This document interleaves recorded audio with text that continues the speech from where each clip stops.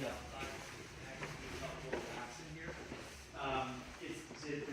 Sorry, it's old in here. There's a giant old school here. This used to be the storage facility for the supermarkets. So this is where they stored all their extra produce and stuff like that. And for years, it just held really inefficient church storage and our vans. And so last summer, 4 weeks before I went on my sabbatical, this window opened up to do this, and we managed to bootstrap $55K in 4 weeks. And people from the church came in and they threw up these false walls.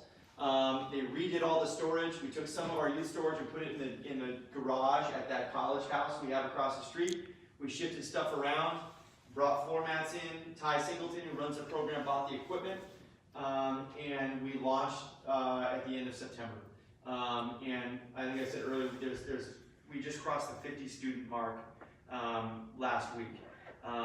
We had like half the Clark College baseball team, a growing number of actual sports teams from Clark County that are constantly pressed for space, and a growing anger, I think, amongst parents and families and coaches at what sports culture has become. It's fascinating to hear that when you start talking about trying to do sports differently, loads of coaches are the ones who come through the door and say, I want my kids there. Because I'm sick of the I culture, I'm sick of all of the self-aggrandizement that's going along, and I'm sick of programs that are making false promises to kids about scholarships and other things, and that are really actually lying to them, to put it bluntly.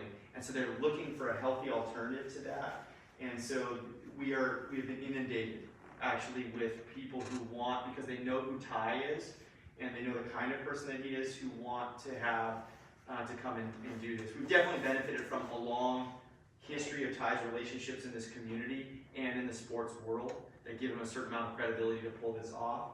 But like all of this equipment was ordered for us by the head strength coach at University of Virginia because he knew Ty. And he's actually we're trying to figure out how to video pipe him in so that he can actually coach the strength coaches via live feed to do proper techniques. So when they're training the kids, they're training them properly.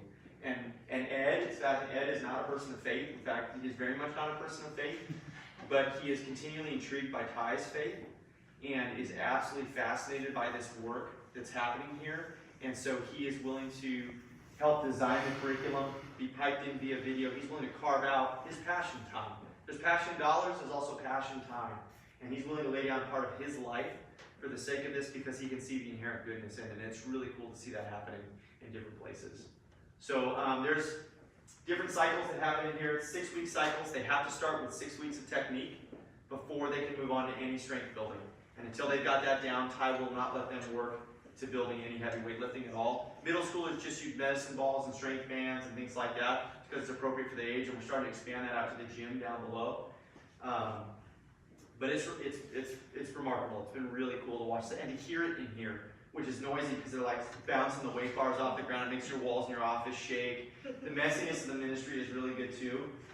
We had a Clark College student come in here, the first baseball player to walk into the warehouse, and he walks in, right, and he sees this place. And he goes, this place kicks ass! and Ty's like, and I'm like, Ty, this is exactly the space that we want to be in ministry-wise. And he's like, well, is it going to bother any of the office staff? And I said, I don't really care.